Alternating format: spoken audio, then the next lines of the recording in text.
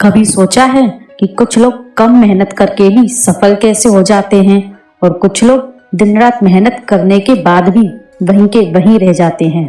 अगर आप भी ऐसा महसूस करते हैं तो ये कहानी आपके लिए है।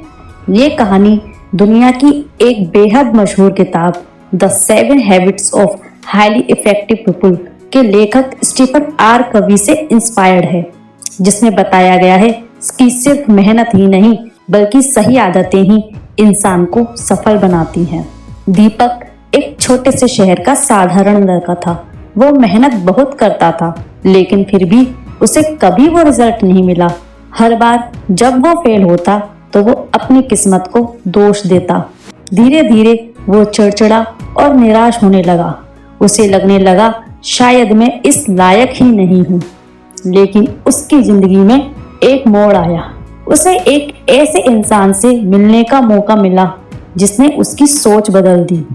उसने दीपक से सिर्फ एक बात कही, तुम्हारी मेहनत गलत नहीं है, लेकिन तुम्हारी आदतें गलत हैं। पहले तो दीपक को ये बात समझ नहीं आई, लेकिन धीरे धीरे उसने उन 7 आदतों के बारे में जाना जो किसी भी इंसान की जिंदगी बदल सकती है। पहली आदत, जिम्मेदारी लेना, मतलब अपनी जिंदगी के लिए दूसरों को ब्लेम करना बंद करना। दीपक पहले हर चीज के लिए किस्मत को दोष देता था, लेकिन अब उसने समझ लिया मेरी जिंदगी मेरी जिम्मेदारी है। अब वो एक्सक्यूज नहीं सॉल्यूशन ढूंढता था। दूसरी आदत, लक्ष्य तय करना। बहुत लोग बस काम करते रहते हैं, लेकिन उन्हें ये पता नहीं होता कि जाना कहाँ है। दीपक ने अपना क्लियर गोल सेट किया, मुझे क्या बनना है।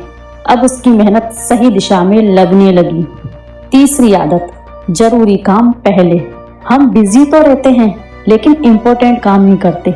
हम हमेशा अनइम्पोर्टेंट काम करते हैं जिसमें ओनली हमारा टाइम वेस्ट होता है। तो दीपक ने ये गलती सुधारी। अब वो पहले वही काम करता जो उसके गोल के करीब ले जाए। चौथी आदत, विन विन सोच। पहले वो हर चीज में कंडीशंस देखता था, लेकिन अगर सब जीते तो ग्रोथ और बड़ी हो जाती है। उससे उसके रिश्ते मजबूत होने लगे।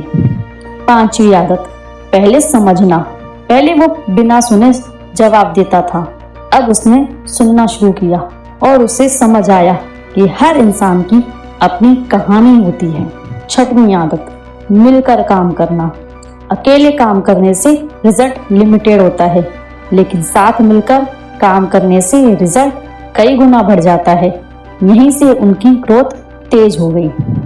सातवीं आदत, खुद को बेहतर बनाना। अगर आप खुद को इम्प्रूव नहीं करोगे तो धीरे धीरे रुक जाओगे। दीपक ने अपनी हेल्थ पर ध्यान दिया, नई चीजें सीखी और अपने माइंड को स्ट्रॉन्ग बनाया। धीरे धीरे दीपक बदलने लगा। उसकी आदतें बदली, उसकी सोच बदली और फिर उसकी जिंदगी भी बदल गई।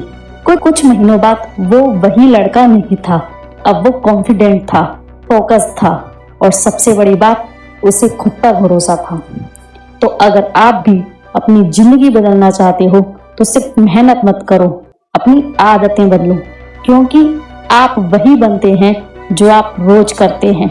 जब आपकी आदतें बदलती हैं तो आपकी पूरी जिंदगी बदल जाती है।